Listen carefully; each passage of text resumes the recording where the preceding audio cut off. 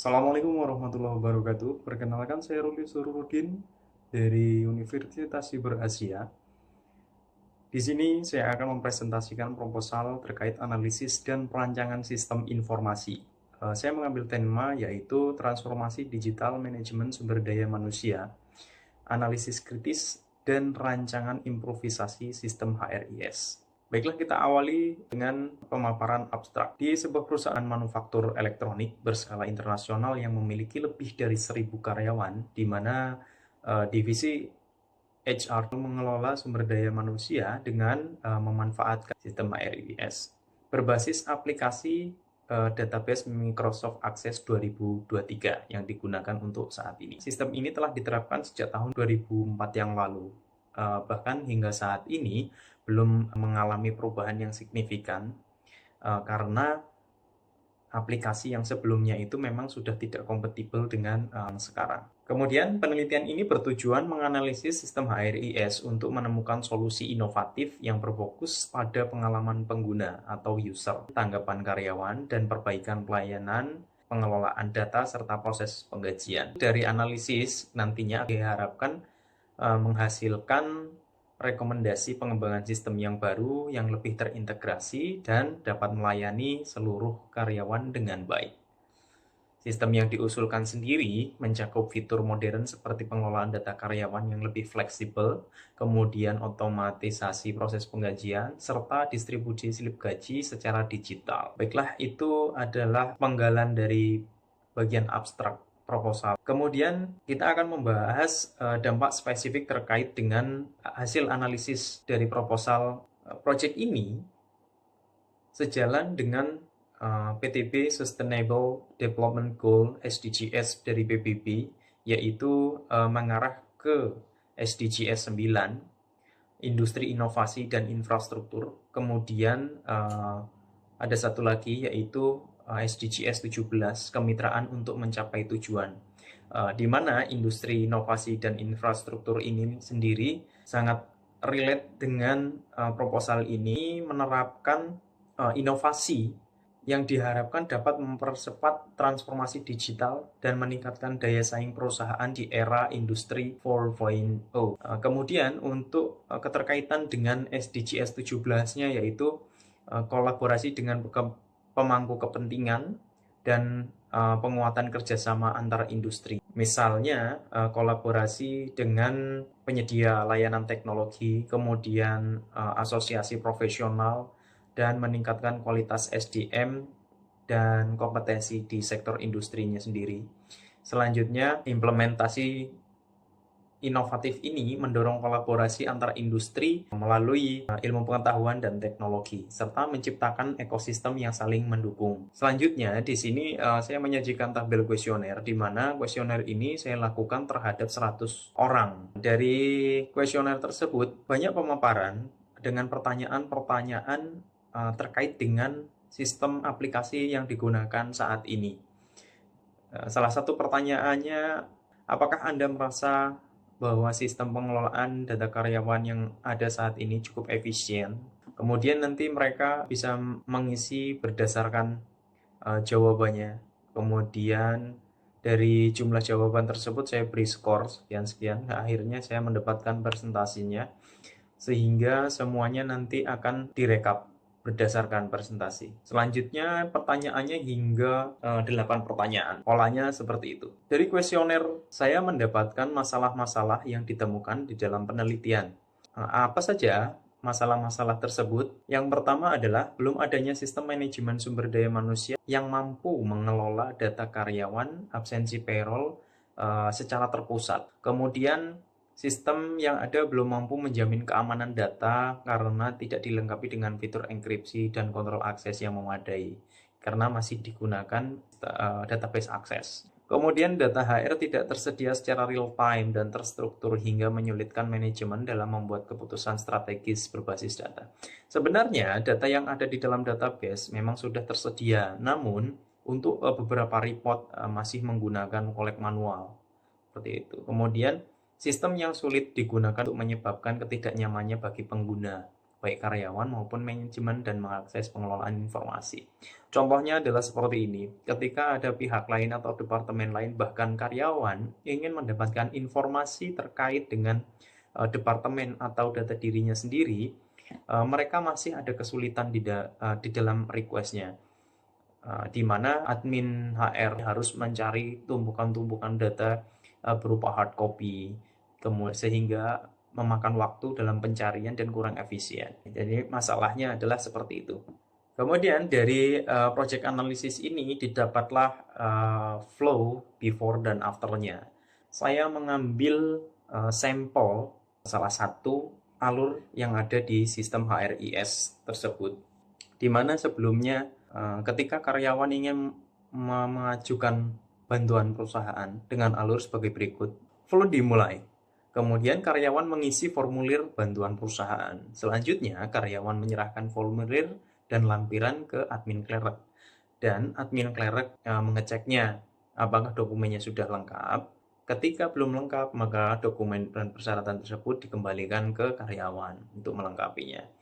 Jika lengkap, admin clerk kemudian melanjutkan untuk meminta tanda tangan dari manajer. Setelah meminta tanda tangan dari manajer, clerk menyerahkan dokumen dan lampiran ke bagian payroll atau ke HR.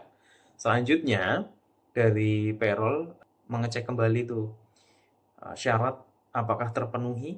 Jika tidak terpenuhi, di-reject. Jika terpenuhi, maka admin payroll meminta approval ke HRD manager. Artinya yang sebelumnya minta tanda tangan ke manajer departemen, sekarang ada lagi approval sampai ke HRD gitu. Kemudian admin payroll menginput data secara manual ke aplikasi Akses 2003 kalau sudah dapat tanda tangan dari HR tadi ya. Setelah itu admin payroll melakukan filing dokumen kalau datanya sudah terinput dan dibayarkan gitu kan, intinya seperti itu. Kemudian selesai. Nah, sampai di sini ada proses yang sebenarnya bisa untuk disederhanakan. Kita lihat di sebelah kanan, sama-sama mengajukan bantuan perusahaan. Tapi ini sudah yang dilakukan proses improvisasi, di mana proses dimulai. Kemudian karyawan mengisi formulir bantuan perusahaan dengan cara mengupload lampiran dan dokumennya, submit langsung ke HR tanpa melalui clerk.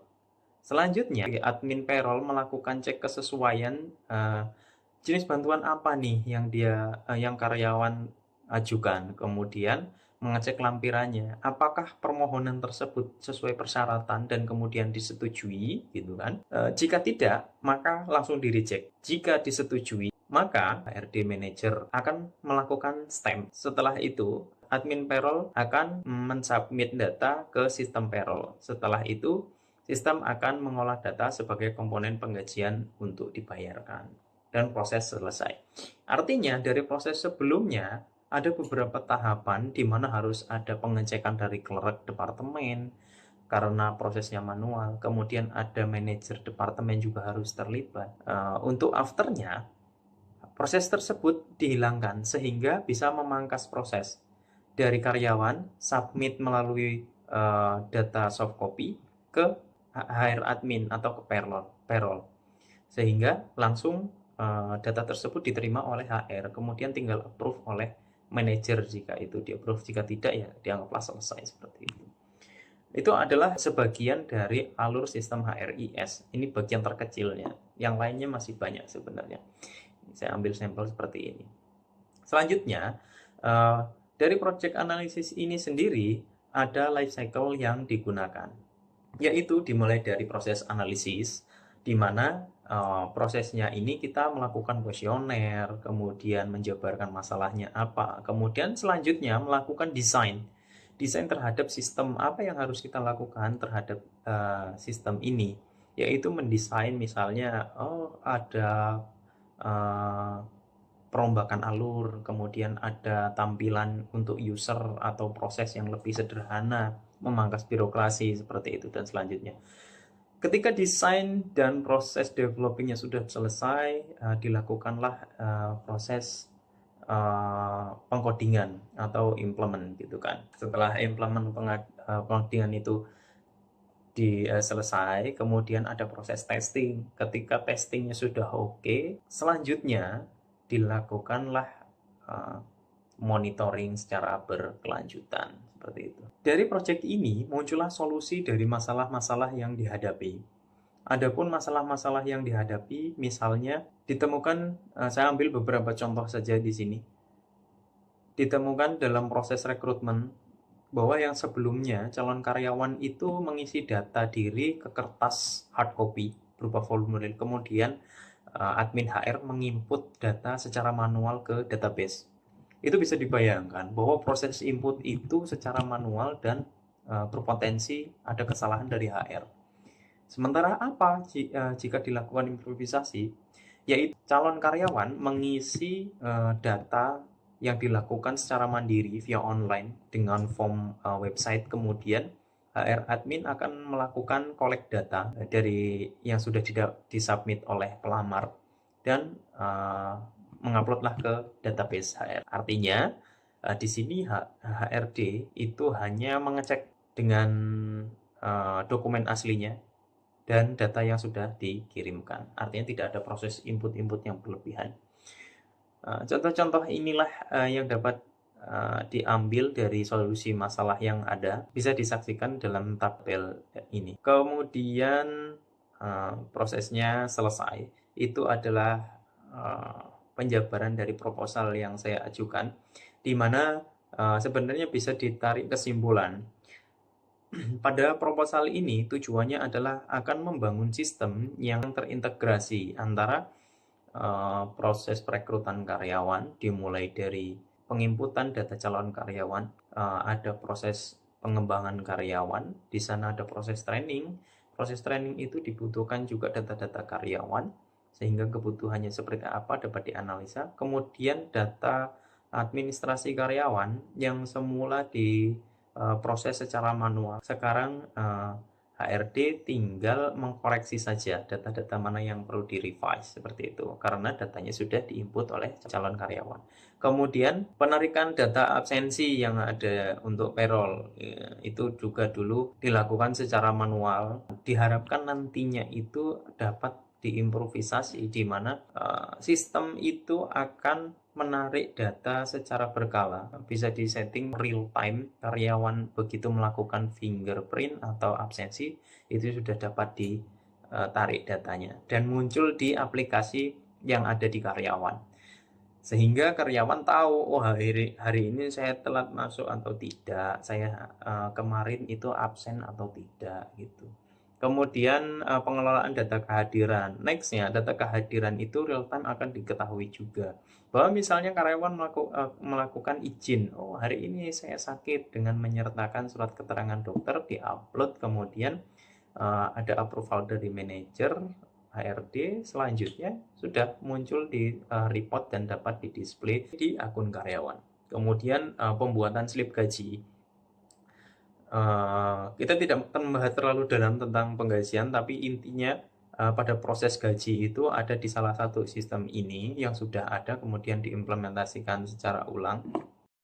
Kemudian setelah proses gaji selesai dilakukan, selanjutnya pencetakan slip gaji itu tidak dilakukan dengan hard copy lagi, melainkan dapat diakses melalui akun karyawan sendiri dengan cara hasil register payroll itu diupload ke sistem, sehingga meng-create slip gaji setiap masing-masing user gitu. Kemudian terdapat juga dokumen-dokumen yang mungkin bisa dilihat oleh user. Nextnya seperti itu yang diharapkan. Itu saja penjelasan dari proposal yang saya buat.